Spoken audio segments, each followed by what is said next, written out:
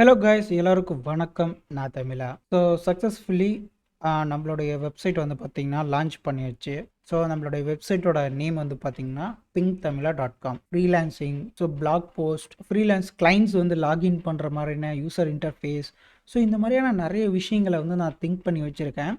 So currently இப்போ வந்து பார்த்திங்கன்னா என்னுடைய போர்ட்ஃபோலியோ வந்துட்டு என்னோட வெப்சைட்டில் நான் வந்து இப்போ ஹோஸ்ட் பண்ணிகிட்ருக்கேன். சரி, ஓகே. இப்போது இதில் வந்து பார்த்தீங்க அப்படின்னா, ஸோ டொமைன் வந்து என்ன ப்ரைஸுக்கு வந்து நான் வாங்கியிருந்தேன், ஸோ அதுக்கு எவ்வளோ ப்ரைஸ் ஆச்சு, ஸோ ஹோஸ்டிங்க்கு நான் என்ன யூஸ் பண்ணியிருக்கேன் அப்படிங்கிறதெல்லாம் பார்க்கலாம். ஃபர்ஸ்ட் திங் வந்து பார்த்தீங்க அப்படின்னா, டொமைன் பர்ச்சேஸ் பண்ணுறதுக்கு நிறைய பிளாட்ஃபார்ம்ஸ் இருக்குது. ஸோ கோடேடி, ஸோ அந்த மாதிரியான நிறைய வெப்சைட்ஸ் வந்து இருக்குது. நேம் சீப், ஸோ இந்த மாதிரி இருக்குது.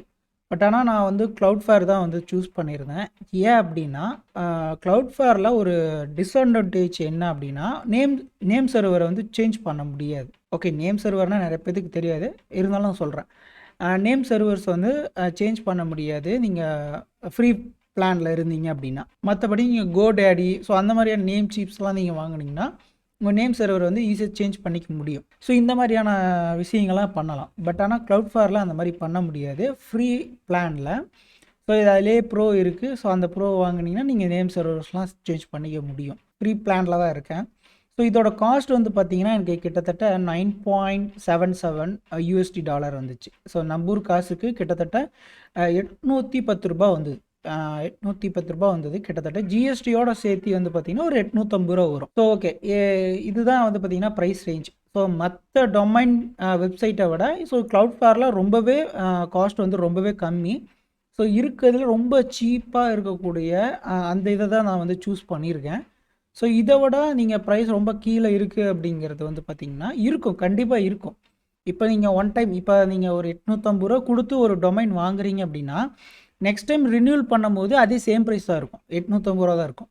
பட் ஆனால் நீங்கள் கோடேடி, நேம் சீப், ஸோ இந்த மாதிரிலாம் வாங்கும்போது ஃபஸ்ட் டைம் வாங்கும்போது உங்களுக்கு $500 சொல்லுவாங்க, இல்லை $400 கூட சொல்லுவாங்க. ஆனால் நெக்ஸ்ட் டைம் நீங்கள் ரினியூவல் பண்ணும்போது கிட்டத்தட்ட 1200 1500 வரைக்கும் கலெக்ட் பண்ணுறதுக்கான சான்சஸ் இருக்குது.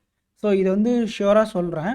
ஸோ நான் ஆல்ரெடி கொஞ்சம் ரிசர்ச்லாம் பண்ணி பார்த்துட்டு தான் நான் இதை வந்து பர்ச்சேஸ் பண்ணியிருக்கேன் க்ளவுட்ஃபேரில் தான். ஸோ எனக்கு கேட்டிங்கன்னா க்ளவுட்ஃபேர் தான் இருக்கிறதுலே பெஸ்ட்டு அப்படின்னு நான் சொல்லுவேன். பிகாஸ் ஆஃப் த ப்ரைஸிங்காக இருக்கட்டும் அண்ட் அதர் சைஸ் எல்லாமே இருக்குது. ஓகே, கரெக்டாக தான் இருக்குது. இப்போது நேம் சர்வரை சேஞ்ச் பண்ண முடியல அப்படிங்கிறது ஒரு டிஸ்அட்வான்டேஜாக இருக்குது இல்லை, அதை வந்து எப்படி நம்ம ரெக்டிஃபை பண்ணுறது அப்படிங்கிறத பார்க்கலாம். ஸோ நேம் சர்வரை சேஞ்ச் பண்ண முடியலனா என்ன இப்போது? ஸோ நம்மக்கிட்ட டிஎன்எஸ் இருக்குது. ஸோ அந்த டிஎன்எஸை வச்சு என்னென்னலாம் கான்ஃபிக் பண்ணிக்கலாமோ எல்லாமே பண்ணிக்கலாம்.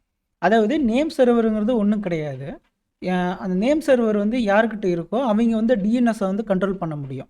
இப்போ டொமைனுக்குன்னு ஒரு நேம் சர்வர் இருக்கும். அந்த நேம் சர்வருக்கு கீழே ஒரு டிஎன்எஸ் செட்டிங்ஸ்லாம் அந்த மாதிரி நிறையா செட்டிங்ஸ் இருக்கும்.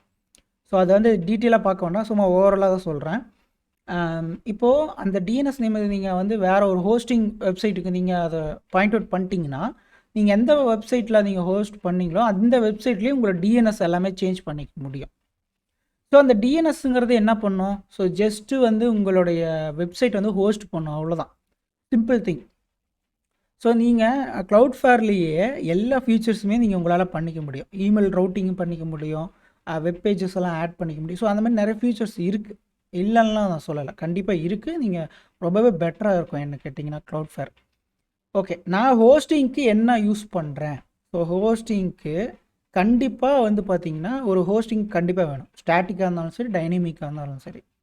இப்போ கரண்ட்லி நம்மளோட வெப்சைட் வந்து பார்த்திங்கன்னா ஃபுல்லி ஸ்டாட்டிக் வெப்சைட்ஸ் தான். ஸ்டாட்டிக் மீன்ஸ் அது வந்து ஒரு செர்வராக ரன் ஆகாது. ஜஸ்ட்டு ஒரு HTML ஃபைல் இருக்கும், அது ஜஸ்ட்டு நமக்கு ஷோ பண்ணும், அவ்வளோதான். இது வந்து ஒரு ஃபைல் ஹோஸ்டிங் கூட சொல்லலாம். ஓகேங்களா? ஸோ அந்த மாதிரி தான் இப்போ நான் ஹோஸ்ட் பண்ணியிருக்கேன். ஸோ நம்மளுது வெறும் ஸ்டாட்டிக்ஸ் தான், எதுவுமே டைனமிக்ஸ் கிடையாது.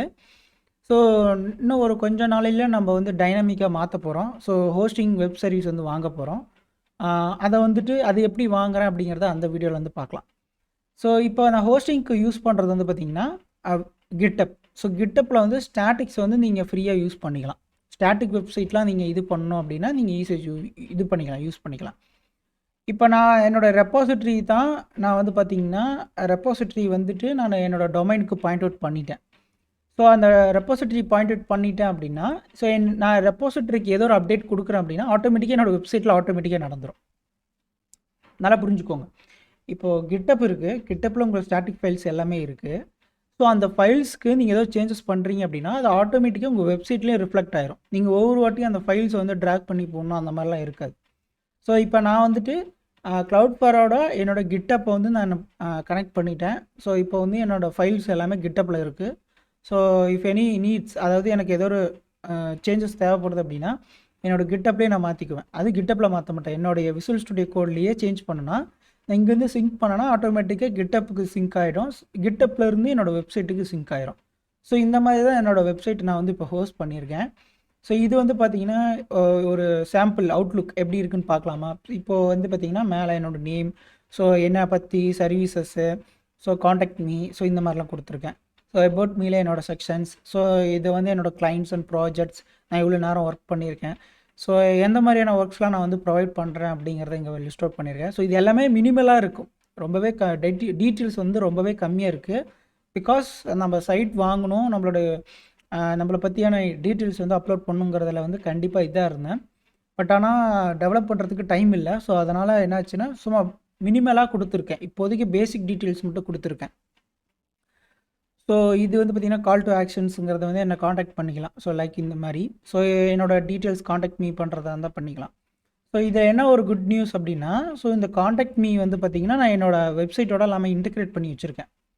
ஸோ நீங்கள் எங்கள் டீட்டெயில்ஸ் உங்களுக்கு எதோ நீட்ஸ் இருக்குது அப்படின்னா இங்கே எதுவும் டைப் பண்ணி நீங்கள் சென்டு மெசேஜ் கொடுத்தீங்கன்னா என்னோடய மெயிலுக்கு இந்த மாதிரி ஒரு கொரி வந்து ரைட் பண்ணியிருக்காங்க அப்படிங்கிற மாதிரி எனக்கு மெயில் வந்துடும் ஆட்டோமேட்டிக்காக. ஸோ அது வந்து எப்படி பண்ணேன், அப்படி ஸ்டாட்டிக் வெப்சைட்டில் வந்து எப்படி அதை பண்ண முடியும் அப்படிங்கிறதெல்லாம் நான் உங்களுக்கு எக்ஸ்ப்ளனேஷன் கொடுக்குறேன் அப்புறமேட்டு, எப்படி அதை நான் அச்சீவ் பண்ணேன் அப்படிங்கிறது. ஸோ அதே மாதிரி நியூஸ் லெட்டரும் அதே மாதிரி தான். ஸோ இமெயில் கொடுத்து சப்ஸ்கிரைப் கொடுத்துட்டிங்கன்னா இது வந்து இங்கே இருக்கிற இமெயில் ஐடிஸ் எல்லாமே வந்து பார்த்திங்கன்னா என்னோடய கூகுள் எக்ஸல் ஷீட்டில் வந்து ஸ்டோர் ஆயிரும் ஆட்டோமேட்டிக்காக. இப்போ நீங்கள் இங்கே ரைட் பண்ணுற கொரிஸும் அதே மாதிரி என்னோடய வெப்சைட்டுக்கு வந்து பார்த்திங்கன்னா ஆட்டோமேட்டிக்காக, அதாவது என்னோடய கூகுள் எக்ஸல் ஷீட்டுக்கு அங்கே வந்து டேட்டா என்ட்ரி ஆகிடும் ஆட்டோமேட்டிக்காக. என்னோடய டேட்டாவும் என்ட்ரி ஆகிடும், ஈவன் எனக்கு மெயிலும் வந்துடும் ஆட்டோமேட்டிக்காக. 2 திங்ஸ் நடக்குது இந்த இடத்துல. So that's all. இதுதான் வந்து பார்த்திங்கன்னா என்னுடைய ஃபுல் வெப்சைட்ஸு. ஸோ இது இன்னும் மேலும் நான் இன்னும் நிறைய இம்ப்ரூவ் பண்ணணும். லைக் வேர்ட்ப்ரெஸ்லாம் இன்ஸ்டால் பண்ணணும். ஸோ நம்ம கிளைண்ட்ஸ்லாம் வந்து லாகின் பண்ணுற மாதிரி, ஸோ அந்த மாதிரி நிறைய விஷயங்கள் வந்து நான் யோசித்து வச்சுருக்கேன். ஸோ பார்க்கலாம். ஸோ எப்படி நம்ம என்னென்ன பண்ண போகிறோம் அப்படிங்கிறத நான் நெக்ஸ்ட் வீடியோவில் அப்டேட் பண்ணுறேன். ஓகே கைஸ், ஸோ இந்த வீடியோ உங்களுக்கு பிடிச்சிருந்தது அப்படின்னா ஸோ மறக்காமல் நம்ம வீடியோவை லைக் பண்ணிக்கோங்க அண்ட் சப்ஸ்கிரைப் பண்ணிக்கோங்க.